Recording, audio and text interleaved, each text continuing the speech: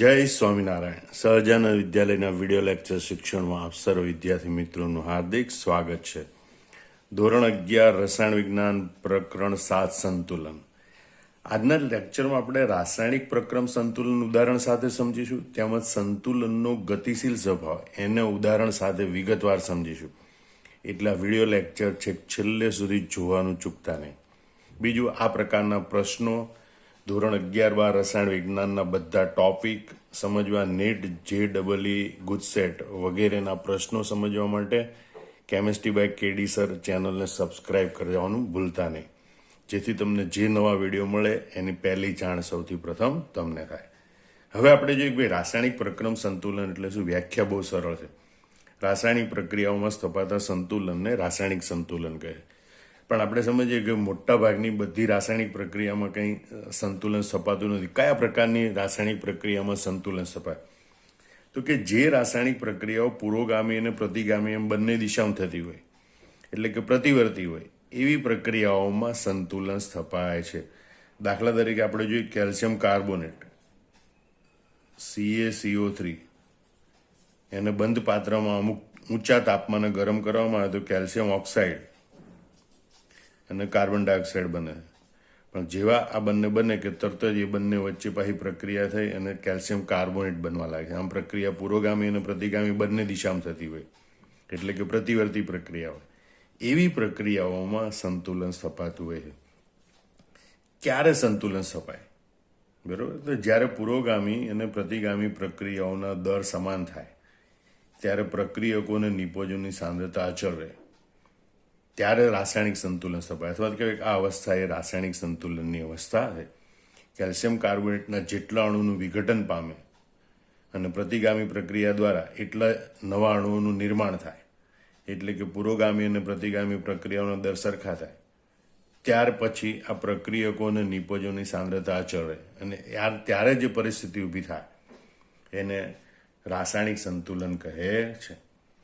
આ સંતુલન સ્થાયી નથી હોતું. સંતુલન સ્વભાવે ગતિશીલ હોય છે. એટલે કે સંતુલન સ્થપાયા બાદ પણ પ્રક્રિયકનું નિપજમાં અને નિપજનું પ્રક્રિયકમાં રૂપાંતરણ શરૂ જ હોય છે.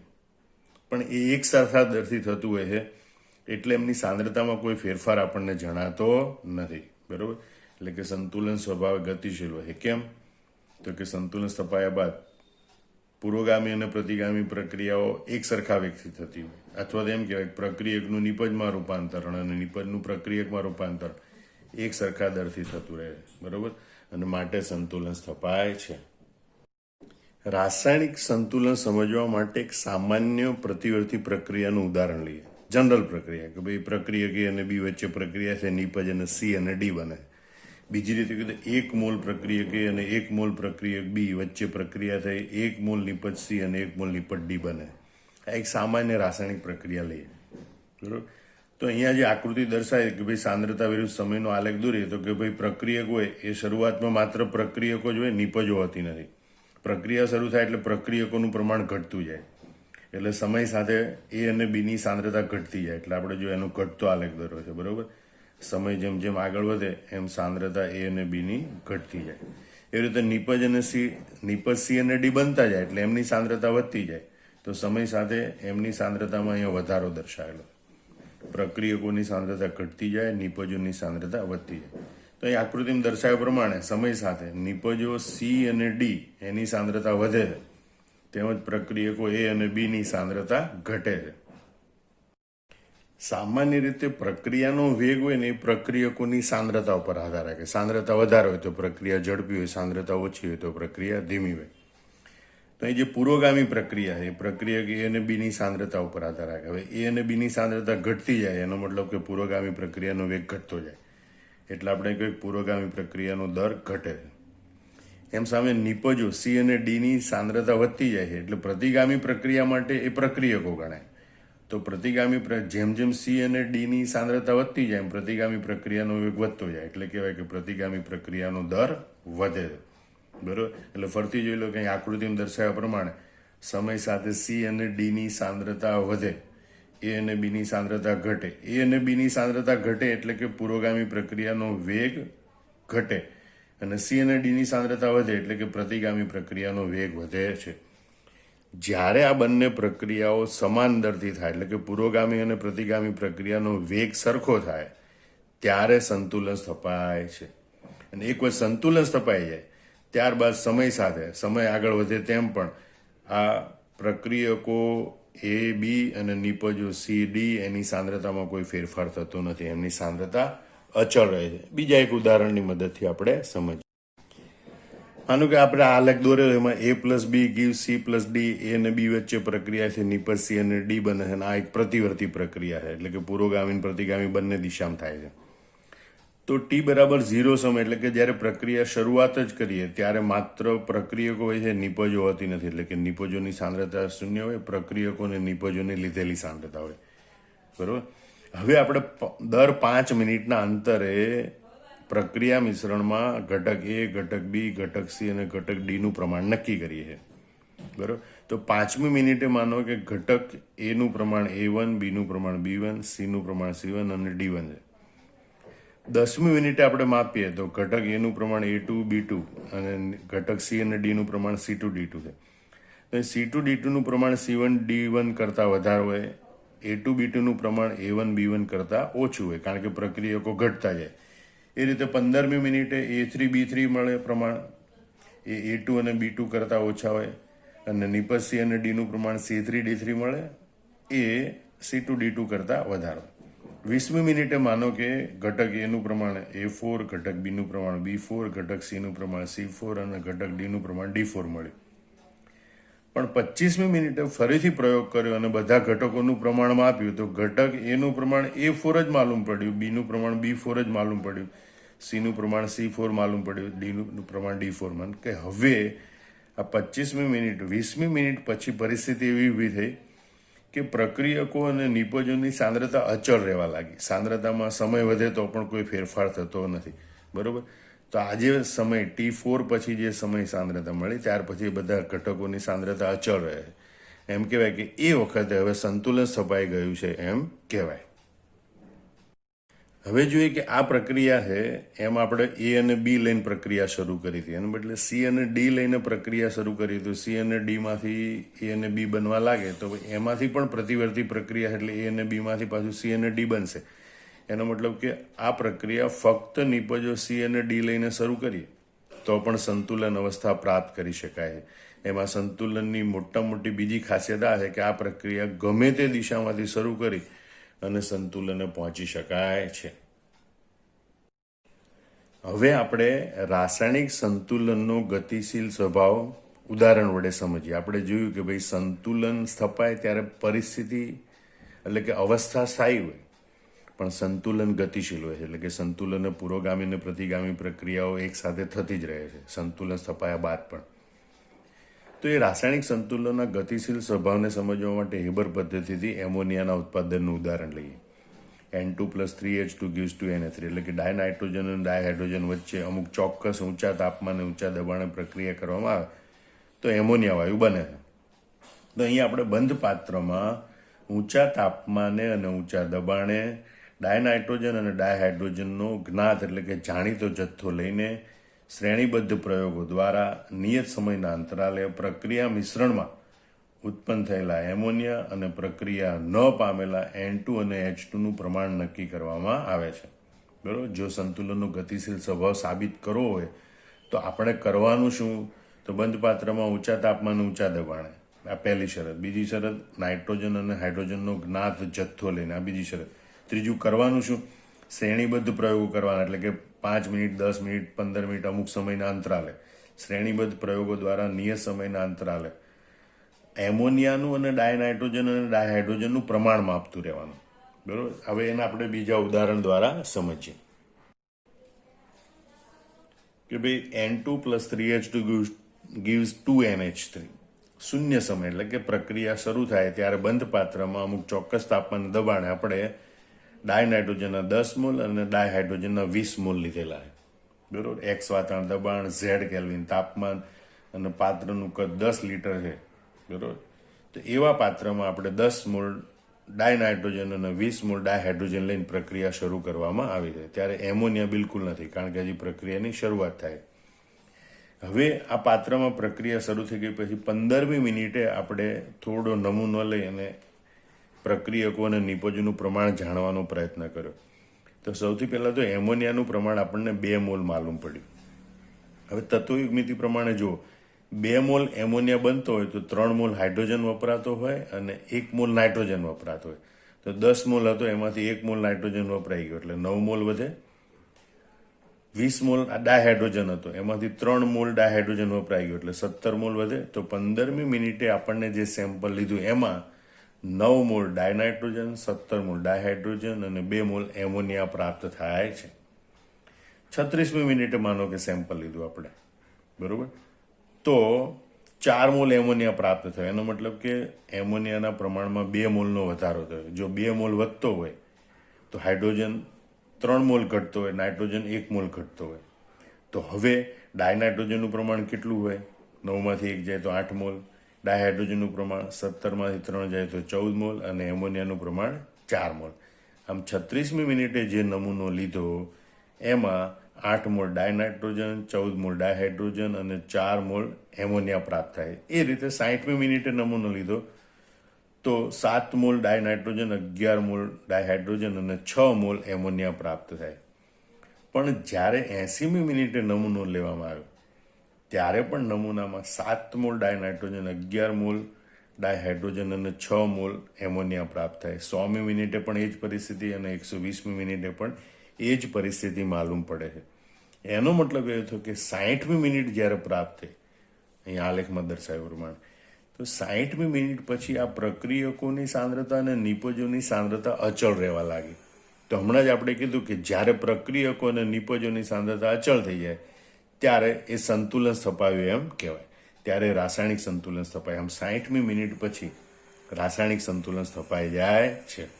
હવે એને અહીંયા આપણે આલેખ દ્વારા દર્શાવેલું છે. એટલે આ પ્રાયોગિક પરિણામો જે મળે એના ઉપરથી જે સાંદ્રતા વિરુદ્ધ સમયનો આલેખ દોરવામાં આવે તો એ આકૃતિમાં દર્શાવ્યા પ્રમાણે મળે છે, બરોબર. હાઇડ્રોજનની સાંદ્રતામાં 3 ગણો ઘટાડો થાય એટલે એની સાંદ્રતા ઝડપથી ઘટે.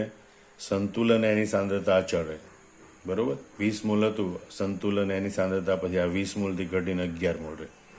એ રીતે ડાયનાઇટ્રોજનની સાંદ્રતા 10 મોલ હતી એ ઘટીને કેટલી રહેશે? 7 મોલ રહેશે. જ્યારે એમોની સાંદ્રતા 0 હતી એ વધીને કેટલી રહેશે? લગભગ 6 મોલ રહેશે. તો આ રીતે આપણને આલેખ પ્રાપ્ત થાય કે ભાઈ હાઇડ્રોજનની સાંદ્રતા ઘટે, નાઇટ્રોજનની સાંદ્રતા ઘટે અને એમોનિયાની સાંદ્રતા વધે.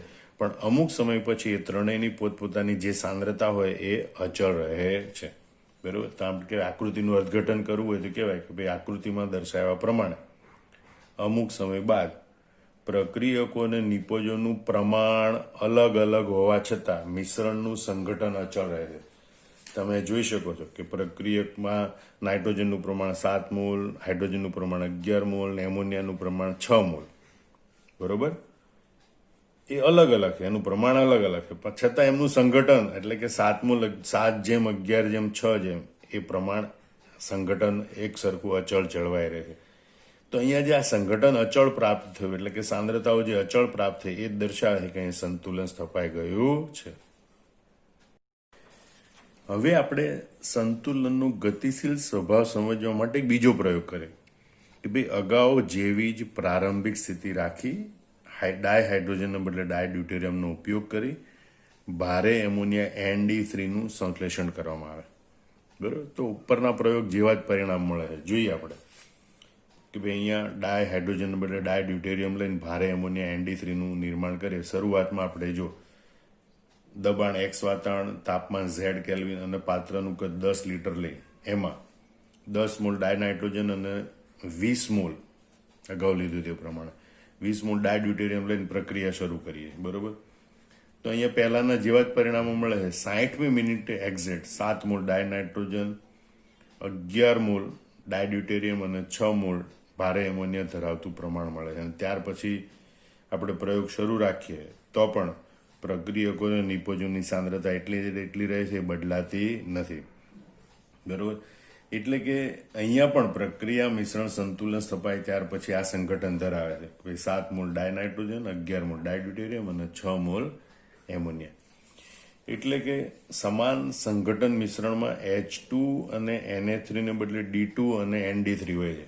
અહીંયા જ્યાં આપણે H2 અને Na3 હતા એને બદલે અહીંયા D2 અને ND3 હોય છે. બરોબર. હવે સંતુલન પ્રાપ્ત થયા બાદ આ બંને સંઘટન મિશ્રણો, બરોબર, N2H2Na3 અને N2D2ND3 એ બંનેને એકબીજા સાથે મિશ્ર કરવામાં આવે છે.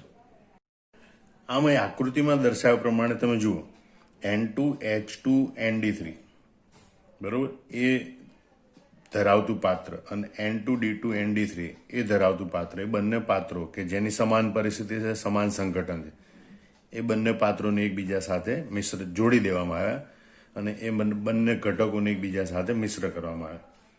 થોડી વાર પછી આ મિશ્રણનું પૃથ્થકરણ કરવામાં આવ્યું ત્યારે એમ જણાવ્યું કે એમોનિયાની સાંદ્રતા અગાઉ જેટલી જ હોય છે. બરોબર. બંનેમાં 6 મોલ છે એટલે કુલ 12 મોલ થાય. બરોબર. તો એમોનિયાની સાંદ્રતા 12 મોલ જ માલુમ પડી. બરોબર. બીજું, જ્યારે આ મિશ્રણનું દળ સ્પેક્ટ્રોમીટર વડે પૃથ્થકરણ કરવામાં આવ્યું ત્યારે બહુ આશ્ચર્યજનક પરિણામ માલુમ પડ્યું.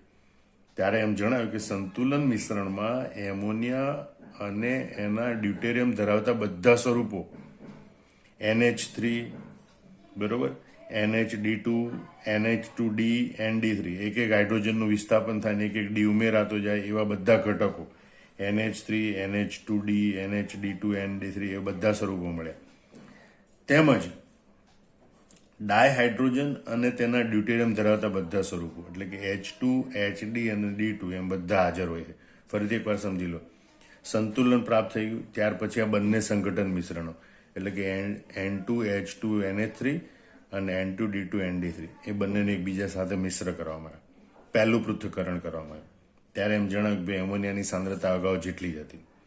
બીજું પૃથ્થકરણ દળ સ્પેક્ટ્રોમીટર વડે કરવામાં આવે ત્યારે એમ જણાવ્યું કે સંતુલન મિશ્રણમાં એમોનિયા અને એના ડ્યુટેરિયમ ધરાવતા બધા સ્વરૂપો હાજર હોય, હાઇડ્રોજન અને તેના ડ્યુટેરિયમ ધરાવતા બધા સ્વરૂપો હાજર હોય છે.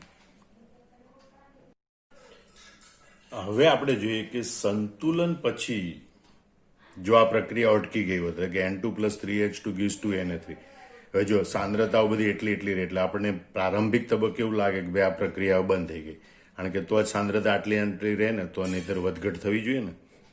તો આ બંને પ્રક્રિયાઓ અટકી ગઈ હોય એવું લાગે. એટલે સંતુલન પછી જો પ્રક્રિયાઓ અટકી ગઈ હોય તો આ પ્રમાણે જુદા જુદા સમસ્થાનિકોનું જુદું જુદું પ્રમાણ ધરાવતા અણુઓ આવા પ્રાપ્ત થઈ શક્યા હોત નહીં. યાદ રાખો, કારણ કે જો NH3 અને ND3 એની સિવાયના આ HD, NHD2, NH2D જેવા અણુઓ પણ પ્રાપ્ત થાય. જેમ બતાવે છે કે આ પ્રક્રિયાઓ બંને દિશામાં સંતુલન સ્થપાયા પછી પણ શરૂ હોવી જોઈએ. બરોબર. ફરતી સમજો, જો સંતુલન પછી આ પ્રક્રિયા અટકી ગઈ હોય તો આ પ્રમાણે જુદા જુદા સમસ્થાનિકોનું જુદું જુદું પ્રમાણ ધરાવતા અણુ આપણને પ્રાપ્ત થઈ શક્યા હોત નહીં. બરોબર.